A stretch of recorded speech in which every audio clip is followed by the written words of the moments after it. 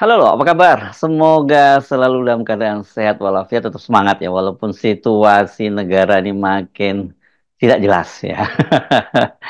Bung Rocky, Pak Jokowi tampaknya ini mulai mengalami fase ketakutan dengan bayangan sendiri, itu delusi gitu ya. Setelah nantinya dia tidak jadi presiden. Ini pekan terakhir menjelang jabatannya lengser itu dia masih mengambil berbagai kebijakan penting. Ini dia mengirim surat presiden soal calon pimpinan KPK ke DPR, kemudian menerbitkan kepres tentang Badan Pemberantasan Tipikor dan TPPU di Polri, dan banyak pengamat yang menilai langkah Jokowi ini mau tidak mau harus kita lihat sebagai upaya dia untuk mengamankan dia dan keluarganya setelah nanti tidak lagi menjabat.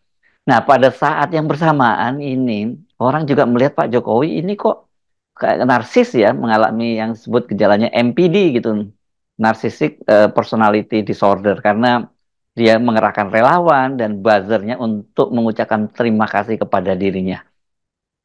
Ya tentu upaya untuk menyelamatkan diri dari tekanan politik dan terutama menyelamatkan diri dari kemungkinan dipersoalkan ketika beliau sudah lengser itu tetap terbuka karena masyarakat Indonesia itu punya semacam dendam terhadap Presiden Jokowi, bukan dendam politik terutama tapi dendam perilaku beliau.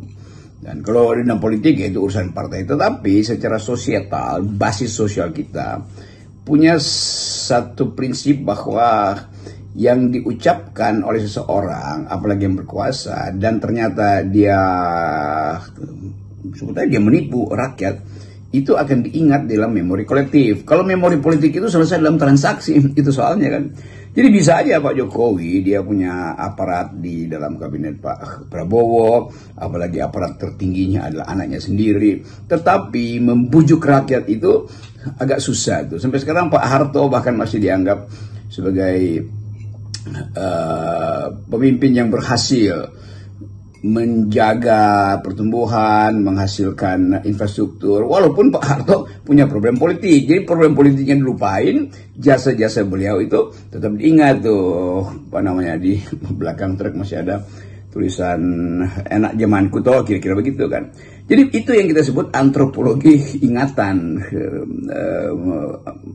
Sebetulnya memori politik kita itu justru tentang hal-hal yang kontroversial. Jadi Pak Harto kontroversial, dianggap dijatuhkan karena tidak demokratis, tetapi prestasi ekonominya tetap diingat. Sebaliknya Jokowi, dia punya kemampuan untuk mendaftarkan diri di dalam semua partai atau menjadikan semua partai itu sebagai perlindungan dia, tetapi publik tidak mengingat itu. Yang diingat publik adalah kebohongan Jokowi itu, mulai dari SMK sampai pada akhirnya soal IKN itu.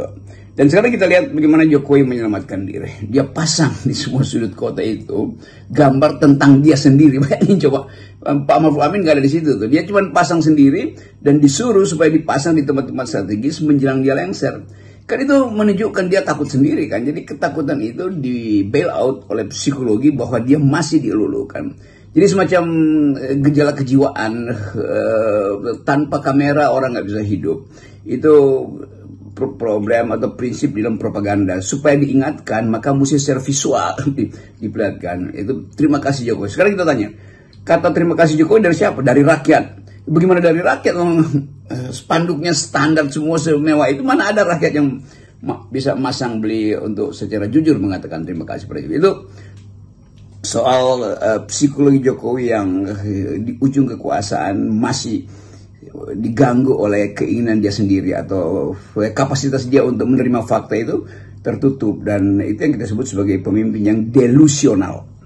Nah, ini soal pimpinan KPK ini menarik ini, karena kendati suratnya itu sudah dikirim ke DPR, tapi DPR memutuskan untuk menunda pembahasannya. Nah, kita kan bisa menduga tampaknya DPR dalam hal ini ketuanya Puan Maharani, yang anaknya Ibu Megawati mengendusnya sebagai upaya Jokowi untuk membuat proteksi dia dan keluarganya setelah nanti lengser. Karena itu ditunda dulu saja gitu. Ya agak mengejutkan bahwa calon-calon pimpinan KPK yang sudah bahkan sudah disuruh diurus oleh Jokowi akhirnya kelihatannya akan dibatalkan oleh DPR. Jadi kalau DPR menunda proses seleksi untuk memastikan siapa yang akan jadi pimpinan KPK, itu artinya DPR punya second thought, punya pikiran kedua tuh. Kan harusnya ya dilantik aja tuh, tetapi daftar itu kan daftar yang juga orang duga atau orang tuduh sebagai daftar yang dibuat oleh Presiden Jokowi. Jokowi taruh di situ semua komisioner yang memungkinkan dia pengaruhi nanti kalau dia lengser. Ternyata DPR berpikir lain. Nah, DPR siapa? Ya pasti Megawati lah. Kelihatannya itu. Rumusnya sederhana.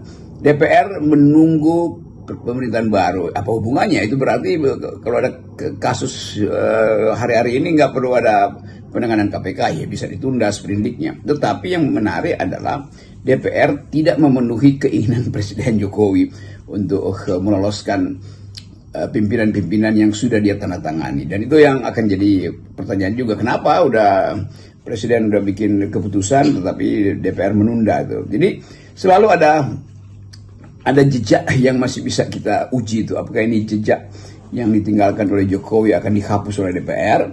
Tetapi intinya adalah Jokowi menginginkan KPK itu dia kendalikan, dan itu sebetulnya penanda bahwa dia takut sendiri bahwa ada masalah-masalah soal Kaisang, soal anaknya sendiri yang sekarang juga beredar daftar bagaimana Kaisang ada di dalam bisnis yang dibuat bersama dengan siapa itu yang kemarin jadi dokter di Thailand itu, si Ahmad siapalah itu. Tetapi kita mau lihat sebetulnya masalah ini sebagai masalah politik menjelang pelantikan atau politik 2 hari pasca pelantikan. Kan politik kita masih sangat dinamis, dan dinamika itu yang ditunggu publik. Apakah PDIP memang tidak berniat untuk masuk dalam kabinet, itu bagus juga. Atau PDIP menunggu lengsernya Jokowi baru masuk di kabinet, karena sangat mungkin juga Jokowi yang halangi Ibu Mega bertemu dengan Prabowo. Jadi sekali lagi poin-poin dasar dalam politik Indonesia hari ini itu saya sebut aja poin dasar, karena itu cuma soal relasi politik antara PDIP atau Ibu Mega, Jokowi dan Prabowo. Jadi relasi itu belum terlihat sudah diselesaikan, dan Pak Prabowo tentu mengerti bahwa dia tetap harus hormati proses pelantikannya nanti, masih ada faktor Jokowi di situ. Tapi secara realitas politik Prabowo juga mengerti bahwa hanya dengan Megawati bisa diamankan kebijakan-kebijakan Pak Prabowo di parlemen nanti kan. Jadi itu dilema kita hari ini, bukan dilema kita, dilema mereka. Nah, kontroversi Jokowi tampaknya tidak berhenti sampai akhir masa jabatannya ini, Bung Rocky. Udah kita pastikan lah ya. Ini tanggal 15 kemarin itu juga ada keputusan lain dari Jokowi. Dia rupanya menandatangani keputusan pemerintah untuk menjamin asuransi kesehatan para mantan menteri dan keluarganya. Bayangkan para mantan menteri dan keluarganya masih dijamin asuransinya, Bung Rocky. Dan ini di tengah rakyat kita yang kesulitan menanggung beban biaya hidup, APBN juga cekak gitu. Jokowi malah menjamin asuransi kesehatan mantan menteri yang kita tahu itu banyak di antara mereka itu adalah pengusaha maupun orang kaya. Ya, saya tafsirkan itu masih dalam upaya membujuk. Apa poinnya memberi jaminan asuransi pada menteri-menteri ini? Kan menteri itu diangkat selama 5 tahun dalam kapasitas ada yang pengusaha, ada yang banyak uangnya, balik lagi mereka ke urusan mereka sebelum menjadi menteri, yaitu bisnis. Jadi ngapain dikasih asuransi? Kan ini artinya menggarami laut tuh, atau menitipkan pesan bahwa Jokowi peduli pada kehidupan ekonomi menteri-menteri itu. Kalau mereka sakit nanti asuransinya dibiayai negara. Loh, dia udah selesai sebagai pejabat. Jadi kan bayangin ada menteri yang bukan ASN, datang dari kalangan bisnis, masih dijamin oleh negara kan. Sementara stunting kita itu 21%. Mestinya itu yang dirawat oleh keputusan Jokowi. Jokowi mesti bikin keputusan bahwa yang stunting 21% itu harus dapat asuransi kalau ibu hamilnya itu punya penyakit tuh di luar BPJS, karena ini asuransi buat calon bayi misalnya, itu baru pakai otak namanya tuh. Ini asuransi diberikan pada mereka pejabat yang betul-betul kaya raya, kan itu konyol kan. Tapi kekonyolan itu harus kita baca sebagai upaya Jokowi untuk menyogok sebetulnya, dan sogokannya itu nggak akan dianggap, karena menyogok asuransi pada orang kaya itu artinya sama dengan meletakkan apa namanya tuh, kata pepatah Latin itu Margareta Anteporcos, meletakkan mutiara di depan babi yang nggak ada gunanya sebetulnya. Kan mereka punya asuransi yang betul-betul asuransi swasta, dan asuransi swasta itu jelas fasilitasnya lebih VIP daripada asuransi negara kan. Tapi sekali lagi Jokowi mau kasih kesan bahwa tolong jangan persoalkan saya, mantan-mantan menteri saya, karena kalian pun kesehatannya saya jamin, bahkan setelah kalian lengser. Jadi dia nggak ngerti apa disebut public policy, apalagi yang disebut sebagai social policy. Public policy itu dihasilkan karena tukar tambah politik antara partai. Social policy adalah kewajiban negara. Negara tidak punya kewajiban untuk memberi asuransi pada orang yang sudah dicukupkan oleh negara, yaitu menjadi menteri dan ada tabungannya bahkan sebagai menteri, atau apapun yang mau kita katakan bahwa Jokowi mau mencari selamat dengan menyogok menteri-menteri ini supaya tutup mulut dengan ongkos rakyat akan bayar pajak lebih tinggi untuk bayar asuransi mereka. Jadi dia nggak ngerti apa itu prinsip keadilan sosial bagi seluruh rakyat Indonesia atau kemanusiaan yang adil dan beradab. Kira-kira itu duduk perkaranya. Jadi dengan berbagai kebijakan dan perilakunya yang membingungkan tadi, Bung Rocky, bagaimana kita mencoba memahami Jokowi ini ya? Ya, bisa kita simpulkan bahwa antara strategi, taktik, dan ambisi itu bercampur di dalam psikologi Presiden Jokowi itu. Dia tidak bisa lagi touch the reality itu, melihat atau menyentuh keadaan real kita, bahwa olok-olok terhadap presiden, olok-olok terhadap anak-anak Pak Jokowi itu udah sampai pada tingkat yang bukan sekedar menggelikan, tapi betul-betul menjijikkan itu, karena belum pernah ada seorang presiden yang terus-menerus dipandang sebagai sukses oleh lembaga survei yang dia sewa, dan pada akhirnya ditemukan cacat moral, cacat etik, cacat konstitusional justru oleh anak-anak muda, oleh netizen yang sebaya dengan Gibran dan Kaisang kan.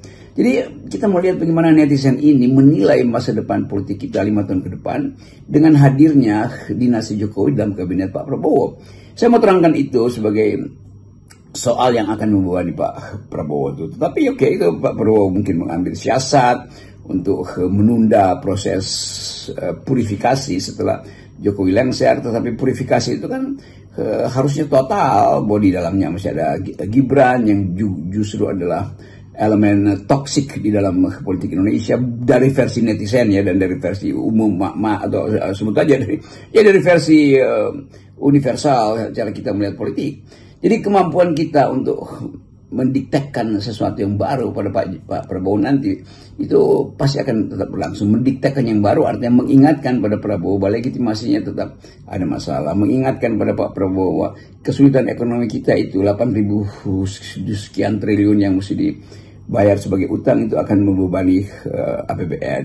Mengingatkan bahwa persahabatan antara warga negara yang dirusak oleh Pak Jokowi karena sentimen-sentimen identitas tidak bisa diselesaikan di era Jokowi, bahkan bertambah kecemasan bernegeri ini akan ada dalam kemacetan komunikasi kemajemukan. Itu soal-soal yang mungkin para oposisi atau ke kalangan kampus akan kembali menuntut itu, dan dalam keadaan frustrasi karena ekonominya buruk, deflasi yang udah 5 bulan terus menerus, dan fakta bahwa kelas menengah turun kelas, fakta bahwa ada deindustrialisasi, fakta bahwa soal politik pangan itu akan mencemaskan petani karena pengendalian oligarki masih ada di situ, mungkin terbaca dalam kabinet.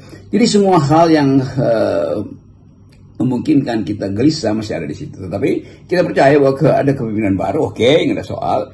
Dan orang akan lihat apakah kepemimpinan itu dalam 100 hari ke depan misalnya memberi tanda bahwa Indonesia akan tumbuh dengan cara yang beradab, atau justru akan dibatalkan oleh hal-hal yang masih decaying, masih membusuk di dalam kabinet itu. Jadi banyak tokoh yang akan dipersoalkan juga oleh LSM, reputasinya di dalam soal hak asasi manusia, bisnis, dan seterusnya. Nah, kita cuma boleh menduga itu sambil menunggu setelah 20 Oktober politik Indonesia masih akan ada dalam kualitas yang samakah, yaitu kualitas Jokowinian. Karena di situ hal utama yang akan kita tuntut, yaitu jarak antara pemerintahan, jarak paradigma pembangunan mungkin harusnya diubah, tapi mungkin juga akan diteruskan oleh Pak Prabowo. Jadi kita tunggu aja apa official state address dari Pak Prabowo di dalam upacara pelantikan beliau nanti. Salam akal sehat. Salam akal sehat.